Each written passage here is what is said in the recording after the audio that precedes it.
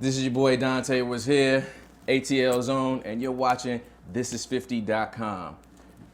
Paradiso. Hey. Yo, Dante was here. What's going on? DanteWuzHere. Let's go ahead and get to the name real quick, because you explained to me yesterday. I did. Yeah. You can go ahead and sit back. I'm just trying to stay up on my live. Yeah, sit back and see how it is. I see you. You see me? You still see me? Yeah, you still see I me? see you on mine too. Okay, cool. Cause your shit dark and what? Yeah, cause I got my screen turned. Yeah, on, so you my want battery your shit don't sexy. die. I dig it. Dante was here. Yeah, Let's set the mood for the live folks. Yeah, so the name, Dante was here. My name is Dante. I was signed to RCA Records back in the day when I was a little boy, and well, not a little boy, but I used to be a little boy too. I mean, we all used to be little boys, but you know what I mean. I was a young man back in my earlier teenage years, and to separate myself from that part of my life, you know, I'm a grown man now. I'm living a new life. My headspace is in a different place, so that Dante really is not here. So this Dante is here. So that Dante was here. And also, when I step into a room and I talk to people and I do my thing, you gonna know that Dante was in the building. So that's why I chose that name. And you know, it's funny that you say that too, because I always tell people, like, especially young people, when they be doing like little wild shit, like, you know, the person that you is right now ain't gonna be the person you is this time next year. A month from now, 2 months from now, it's growth. Yeah, it's inevitable. Yeah. You just know what I'm saying. I mean, for some people. Yeah, getting older is not a choice, but growing up definitely is. Oh yes, absolutely. Definitely is. Absolutely. So how long you been singing? I have been singing since I was about 7. 7 years old. Yeah, man. Well, you come from a long line of singers. Was your dad a singer or your mom? My mom sings. My sister sings. My brother sings. Pretty much all my brothers sing. They just don't pursue it the way I have. Besides my older brother. Did your daddy and them try to make y'all a group, or there was in choir? Was it going? You know what's crazy? I didn't actually start singing publicly until I got into high school. I was always scared. I was always shy. I was shy and all that kind of stuff. But I was bad as hell. So you was a troublemaker that could sing. Man, I'm still a troublemaker. I just don't punch people in the face no more. I can dig it. With anger management problems too. Yeah, you know, growth. Yeah, I can dig it. Growth. So I'm a boy. You started off in a group. I started off in a group. What was the group called? It was called Mischief. It was definitely called Mischief with a Z, you know. Okay. Late 90s, early 2000s. Okay, yeah. Mischief. Right. We were a male version of TLC. Okay, so it was loosely 3 of y'all. Based off TLC. It was 3 of us. I was the left eye of the group. Go figure. And was you still Dante in the group, or? I was. What was your name then? It was D. Just straight up D. Just straight up D. Okay. Yeah. All right. Yeah, it was me, D. Frico was my best friend. And he was a singer named Frico. Yeah, that was his. I mean, if you met him, you would know why his name was Frico. Okay. His real name is Rico, but Frico because he lured the ladies. Rico. Okay. Yeah, Frico Rico. He lured the ladies to his lair. Okay. You know what I'm saying? And then with the other group member, Igor. Igor. His name was Igor? His name was. Oh. We just called it B Rocker was his name. B Rocker. Yeah. Do you still like keep up with them? My best friend. Yeah. Yeah? Yeah, that's my brother. We grew up together. We cause hell through them streets of Atlanta. You know what I'm saying? So to this day, that's my boy to this day. Word. So do you remember when y'all had first got, like, you know what I'm saying, got together and started doing your thing? Yeah, you know what's crazy? Our real first public appearance was the very last Freaknik, right? And what is it, 96, 97? And we were like, fuck Bill Campbell. That shit pissed me off. You messed up our whole joint. You messed up our whole. I'm glad you went to jail too, if you're listening. That shit pissed me off. Man, Atlanta. I lost my virginity at Freaknik. Do you hear me? Same. It was ridiculous. We actually lost our virginity at the same time because we kind of was like, you know, me and my group was like, we was wilding out back then. Hey, for those tell them what Freaknik was. For those who missed the shit. It was like black kings and queens, and just a celebration. You could walk down the street, you know, you see ass over here, see titties over here. They were butt naked walking through the street. It was ridiculous. I kid you not. We were walking down the street one time, and the back of the van was open. It was like an orgy in the back of a van. It was, freak nigga was crazy. There's a lot of freak nigga I should babies have out here been there, but we snuck out. We did our thing, and then we bought these little matching outfits because at the time we were being mentored by Deborah Killings, who is part of Dallas Austin and TLC's camp, and we were really rolling with that whole young version of male version of TLC. So we like a bunch of idiots walking through Freaknik in these silk pajamas with our shirts open, and we and we all had on the it was the red, white, and blue Air Max 97s. Okay. Yeah, we was. That's a little stylish, right there. We were out there, bro. I've always pretty much been known for my out the box sense of style. So. So, ills of the business. What you didn't like about being inside a group? Everybody not being in sync, and one person wanting to be the star over everyone else. When you have the personality of a bag of hair, you know what I'm saying? How can you be the star if it's like watching paint dry on the wall? So I got elected to be the spokesperson of the group because I guess I speak well, and then I'm not afraid to say what's on my mind. Always been that. Always. And the lead singer of the group didn't really take that too well. So. And that was the demise. That was the demise. And what was the name of the group called again? Mischief. Mischief with a Z. With a Z.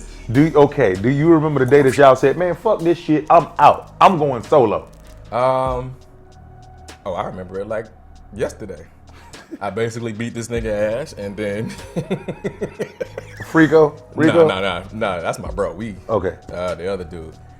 B-Rock? Yeah, we got into a fight because some chick he was dealing with came back to tell him some scenario that I said to her, just some bullshit that really wasn't true. Hold on now, don't tell me you was out there hating, doing some jagged edge, he can't love you like I can type shit. I mean, bruh, look at me. I don't have a problem getting women.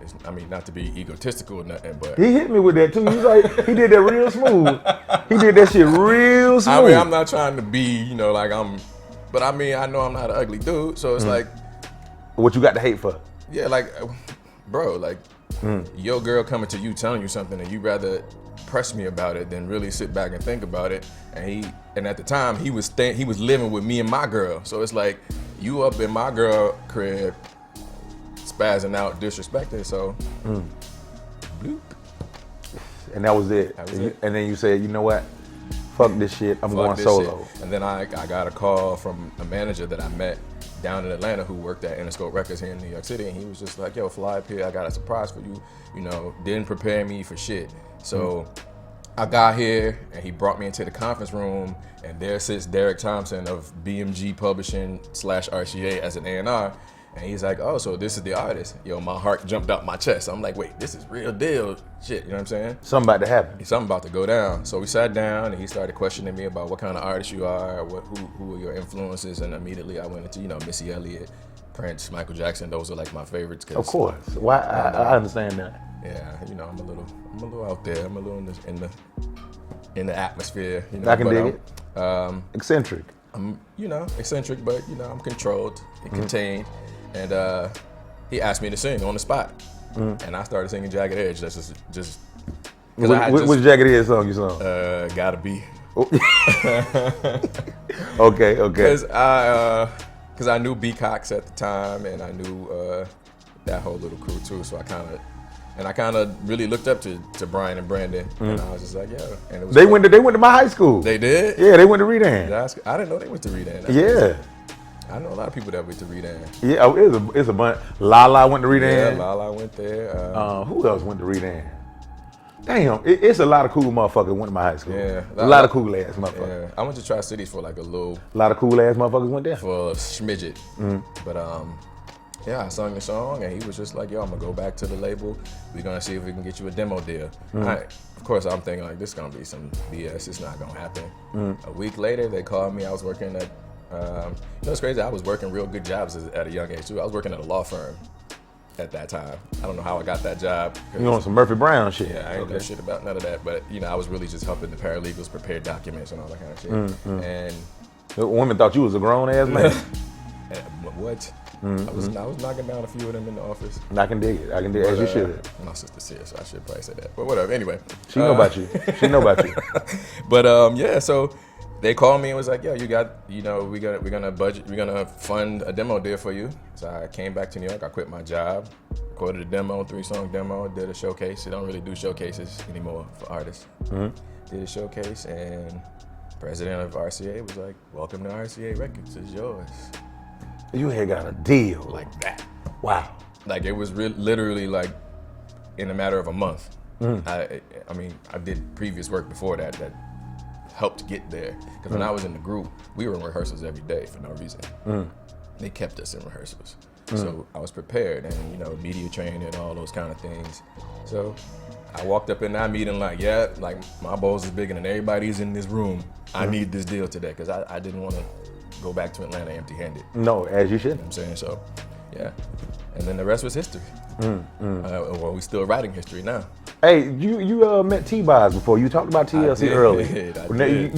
Tell me how you met T-Boz. Funny story. Yeah, this story crazy. So she lived in my neighborhood. I worked at Winn-Dixie. It was a Winn-Dixie. Hey, I know about it. I used to work at Publix once upon a time. Yeah, man. I was a bag cart boy, and I wanted this music thing to happen so bad. I was looking in the phone book, because back then, you know, people kept themselves listed. So I was like, I'm gonna look up all their names. I knew all their names because I used to just read album credits. So I looked for Left Eyes, couldn't find her. Looked for Chili's, couldn't find hers, and I found, you know, T-Boz is in the phone book. T-Boz, why was you in the phone book? And I was like, I don't think this is real. And then I realized that her address was like literally around the corner from the apartment complex I lived in. So on my way home from work one day, walking, I kind of did the slow creep walk to see if she was gonna come in and out. And as I was walking, She said creep. I did creep. You see all these? He TLC'd you. Yeah, all puns intended. She got out the car to get the mail, and I was like, oh shit, that's her. So I speed walked. I went home. I was like, tomorrow I'm just gonna walk by. I'm gonna go up. I'm gonna ring the doorbell. Was she in a RAV4? She was in a Isuzu Rodeo. It was black. Same thing. Yep, same thing. Pretty much, same car. Hey, no disrespect. No disrespect. We saw the movie. That's all. Yeah.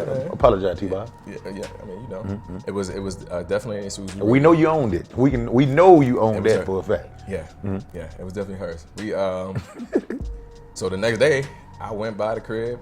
I knocked on the door. Her mom came to the door. So I was just having a conversation with her. What you doing living with your mama? Oh, never mind. I saw the movie. Go ahead. So I'm talking to her mom, and she was like, "Oh, she's not here." And she kept saying how cute I was, because I mean, you could have fucked T-Boz's mama. No. It sounded like that's what you about to say. Nope. I wasn't gonna say that. Nah. All right. Nah. I was a kid, and she was like, she should be back later. Man, women fuck kids all the time. This is true. Okay. And, you know, we ain't gonna go there. We're not gonna it's go too much there, right now. but that definitely is true. So later that day, I went back by, and she was there. She opened the door, and as soon as she opened the door, I was like, damn. Did you have a heart attack? You are so beautiful. Because TV does them, I mean, they beautiful on TV, but in person, I was just like, bruh. I was like, you're so beautiful. And she just started laughing. She was like, hi, what's your name? I told her my name. And I was like, my name is Dante. I sing. I just need help. And she was like, sing something. I don't remember what the hell I sang. And then she was just like, okay, well, you know, come back by. We'll figure out what we can do. At what point, what was T-Boz in her career at this time? What had she done? They were actually working on the second album. Creep was already out. Oh, okay. Oh, you met T-Boz. Yeah. Okay. So Ain't Too Proud to Beg, that first album, all that stuff, they was already. You wasn't too proud to beg either. Yeah. I wasn't. I needed this. I was like, nah, I need this. This is what I want to do. What's crazy was after that, I didn't lose contact with her, but they kind of got busy and they were all over the place. And my vocal coach at the time, James Slaughter, knew Deborah Killings. He's family, friends, all that kind of stuff. So he basically just put my group with her as like a mentor or whatever. She taught us how to lay down background vocals and really sing into the mic, just really have character when you're recording. And then the group happened, like official, and that was it. Wow. Yeah, man. So let's fast forward right now. Are you working on the EP? You working on the album? Or are you working on a mixtape? I'm working on the EP. Okay. EP's called Paradiso, and I chose Paradiso. Yeah, I'm a reader. I never heard that before. Well, Paradiso, there's these 3 divine comedies by Dante Alighieri, who is an famous Italian I can see why you're drawn to him. poet. Yeah, 'cause you know Dante. my name. Yeah, okay, I can see it. You only fuck with niggas named Dante. Yeah. Nah. But That's very egotistical. Nigga, You all right with me? His name Dante. I fuck with you. my first album on RCA Records was called Inferno, because of Dante Alighieri's Inferno, which is Dante's descending into hell. And Why you want to go to hell, Dante? he was trying. Well, I was 19, so Okay, all right, got it. Okay, it was just Dante and Inferno. It sounded hot. Let's go. I chose Inferno because the music was hot, not because of. Then I got into all the literal parts. You of was it. too deep for your own. Yeah, good. I've always kind of been a brainiac. Uh-huh. I think that's why a lot of people don't really get me right away because I'm not really like. I don't like. But sometimes it ain't fun too. Yeah. You know, they'll catch up later on. Yeah, Long as you know. I'm not gonna give you fluff and talk crazy just because you want to be entertained. I'm not that kind of. I don't shuck and jive. You know what I'm saying? But after RCA Records, I kind of went through a phase of trying to figure out where I was gonna go because they shut down the whole urban division. And myself, SWV, Kevon Edmonds, who's Babyface's brother, Tyrese, we were kind of just in limbo under the BMG umbrella. Tyrese immediately got picked up by J Records. Coco's Coco, so she was always gonna be good. That was when she went solo? Yep, she was solo at the time. Okay. And I just sat there. I sat there for 3 years with nothing. Just like this? Yep, so, which is ironic because Dante Alighieri's next body of work was called Purgatorio, which is purgatory. So for me, that was my purgatory, you know what I'm saying?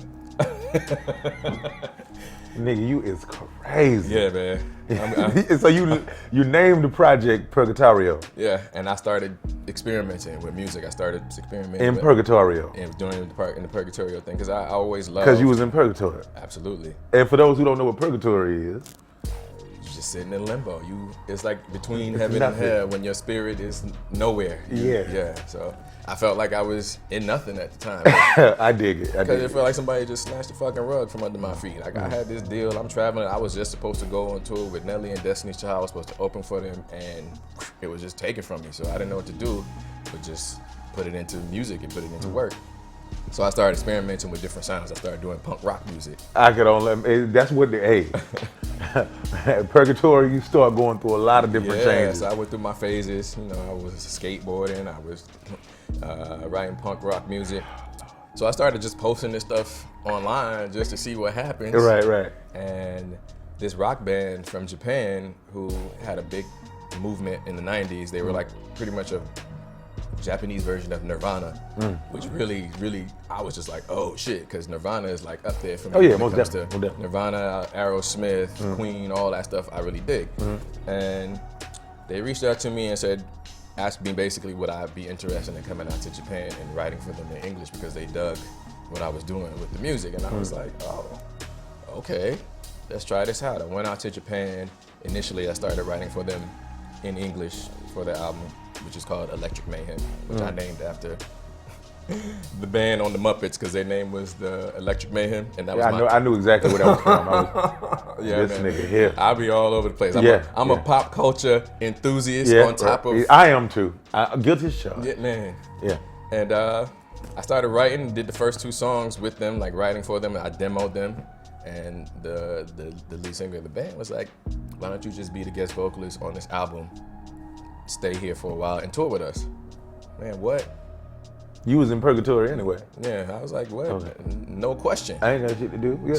No question. Cool. I made quite a bit of yen out there. Okay. And he got that yen. I got that yen. Word. So we did a club tour dates around Tokyo,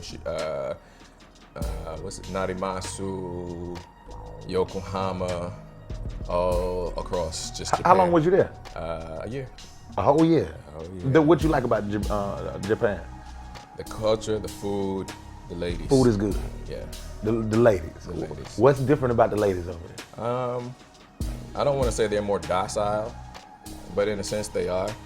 But they, it's like They respect the man. Not saying that American women don't, because I know that's what you did say. I mean, you know, I'm not trying to say they don't, but it's different. They kind of cater to. They're more submissive there. They are more submissive. Not saying that I want you to be submissive, but it's a good thing to have your woman like really respect you and what you do instead of coming home to what you did. Because I just got out of one of those, so I know how that feels. Me too. Yeah. I spend a lot of time saying, "Hey, look here, bitch. Hey, look here, bitch. Hey, look here, bitch." All right, now it's Groundhog Day. I can't do this no more. Yeah, please make me not break your ankles. Mm-hmm. But yeah, it was just that, and the food out there was. When I go out there, what I got to go eat? Where I got to go? I would go to more of the mom and pop shops, like definitely the ramen places. Mm-hmm. You got to definitely try ume. Ume is the plum sauce that they make, or you can just get it in the actual plums. So good, bro. When you come back here to the States and everything, after being gone for a year, are you thinking maybe later on I might want to go back? I actually considered moving there for a while, but then it's too far away from my family, and I love my family, so I wanted to be a little closer to them. And then at the time, my grandmother was sick, so I needed to be right there because I didn't want to miss anything if anything happened. So I can dig it. I put it on pause for a little bit, but you know, opportunity is always there. Plane ticket away. Yeah, and I have a pretty good fan base there. I can dig it. I can dig it. A new project. Paradiso. So Paradiso. All right. This is sounds more Dante positive. Ascending into heaven. He's fought his way through hell and purgatorio to get to where he knew he rightfully belonged. And right now, in this moment, I feel like this is where I belong. I know who I am now. I'm very in touch with me, in tune with me on every level. Musically, personally, spiritually, all those things. So I chose that title, you know, just to keep up with the themes and just the way my life is going, it kind of mimicked those titles. And this body of work is probably the proudest I've ever been with music that I've done. Because I've always been the person that knocks myself down because I'm like, I gotta be better. Right now in this moment, I'm like, yo, this sounds great. This is amazing. Like sometimes I can't believe it's me. I'm like, yo, that's me. That's really me. Yeah, so very proud of that. I can dig it. I can dig it. Word, man. So you got the new single out right now? New single just dropped yesterday. Okay. Heaven Help Us, produced by the Altman Productions, based here in New York City. Everybody can go get it everywhere. You can get it everywhere on all Not now, but platforms. Right now. Right now. Okay. Heaven Help Us. It's on White Kid Records, Spotify, which was my launching platform exclusively first, but now it's available everywhere today.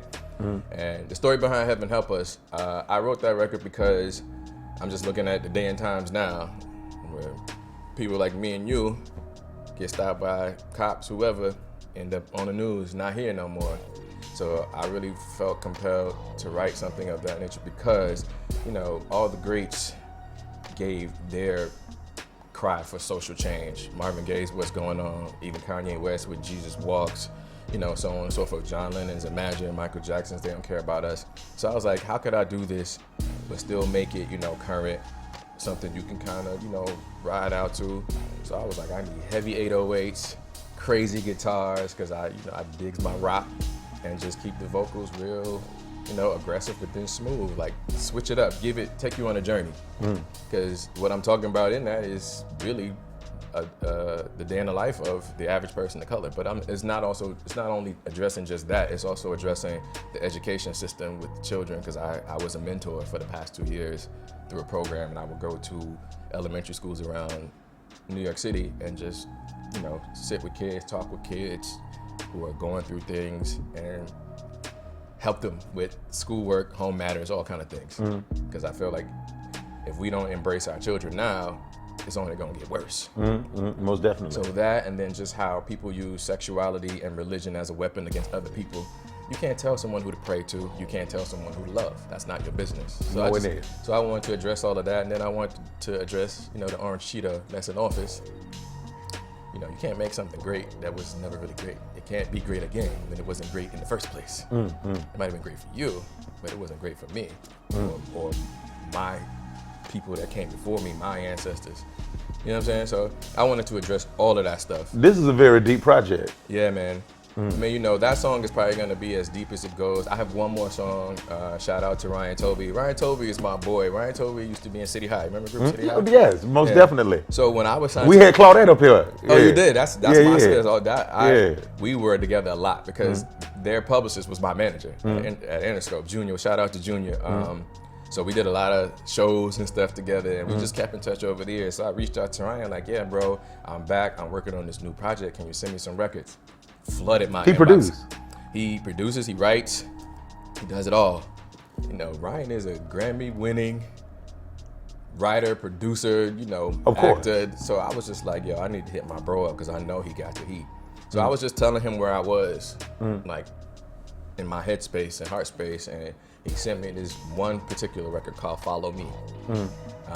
When I heard this song immediately, I just thought about where my life was in that moment, and hearing it, I applied it to my life because I kind of went through a little phase where I was like down on myself, trying to figure out where I was gonna go, on those kind of things, and I really wanted to address mental illness and depression in the urban communities because it's almost kind of like a taboo subject. Oh yeah, all the time. And I'm glad it's at the forefront now because we used to just think niggas was crazy, but now we know they have mental illness. yeah, like, Man, that nigga crazy. Yeah, No, he needs. that nigga's nuts. Yeah, he needs So I milk. wanted that He song. gonna need some milk. I applied that story to that song, like, you know, how important mental illness is, and that we should take it seriously. Came out to be an amazing record, and it's been getting a lot of great feedback. Shout out to Ryan again for that one. My older brother did a few joints, Billionaire Focus Group. Those are the bops. That's for the club and you know, for the chicks to twerk to. Okay. So it's a little bit of everything. It's just my journey. It's Paradiso for me because the original Paradiso about Dante's ascending into heaven is about me just coming back into myself. So this is all pieces of myself on every level. I did. In the club, socially, you know, whatever it requires to be a man. So yeah. Word, man. Well, is there anything you want to say to This Is 50 before we get up out here, man? We really appreciate having you today. Oh, absolutely, man. Thank you for having me. I appreciate everyone here at This Is 50. Shout out to This Is 50. I just want to say, go get that single. Heaven Help Us. It's everywhere. Right now. Right now. The EP should be out by the fall. Tell them where to follow you at.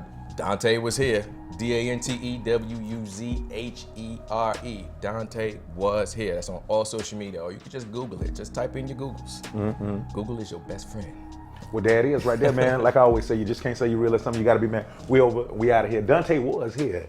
Hey, don't kiss them hoes in the mouth unless you got to. Oh, we over. We out of here. Facts.